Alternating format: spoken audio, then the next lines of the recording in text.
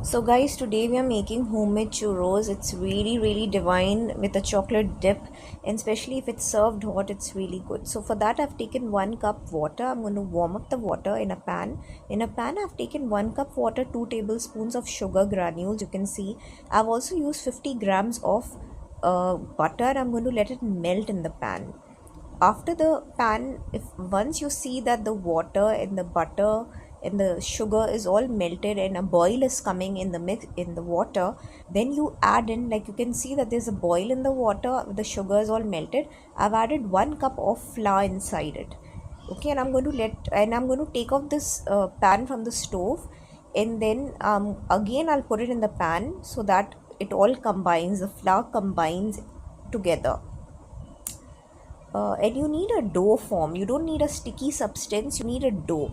If you feel that the dough is very sticky, you can add some more flour into it. I added like half cup of flour inside it because my dough became sticky. So after you take it out from the stove, once a dough is formed, you take it out and you let it cool down in a room temperature, because you have to add egg in it. Okay, so you make a dough and keep it in the fridge or keep it outside at room temperature till your dough is all cold. Because if you put hot egg inside the hot or dough, the egg could cook inside the dough. So of course you need the dough to be set for 15 to 20 minutes, and then we will add the egg inside it.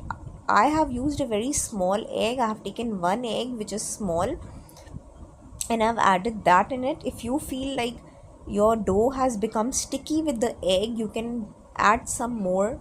Like I'm going to add one egg in it. Okay, I'm going to just use little bit of egg and see if my dough is combining. If you feel like your dough is very sticky, you can add more flour into it and form the dough. So if you see that the consistency after the putting the flour, I mean the egg, it's become nice, the dough is forming, and I'm going to now make my churros.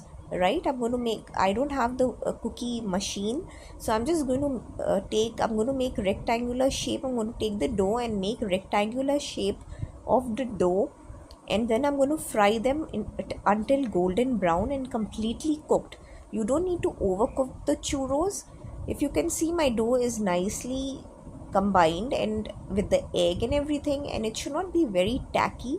It should just be in a proper consistency where you can make the form the churros.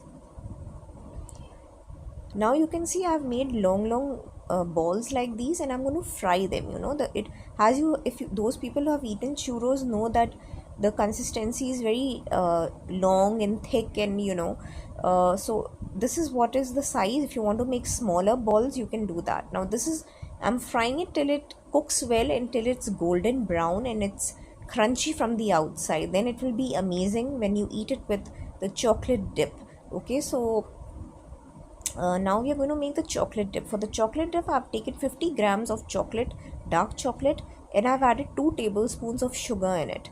Okay, if you don't want to add sugar, that's your choice. I've also added half cup of milk in it, and I'm going to let it cook on the stove on a very medium heat till everything is combined. Now you can see everything is combined. A boil is coming in my chocolate, so I'm going to let it all combine really together. Now you can see that the boil has come in the stove, and now I'm going to also add 1 tablespoon of corn flour, and I've added 1 tablespoon of water in it, and I'm going to put it in the chocolate. Why I'm going to put it? Because I want my chocolate to be a little thicker, so that's why I've added. If you don't want to add it, that's your choice. Also you can see my chocolate is turned nice and thick. It's really good. It's nice and thick, and it's completely ready because it's boiling and it's nice and thick, and it's ready for to be eaten with the churros.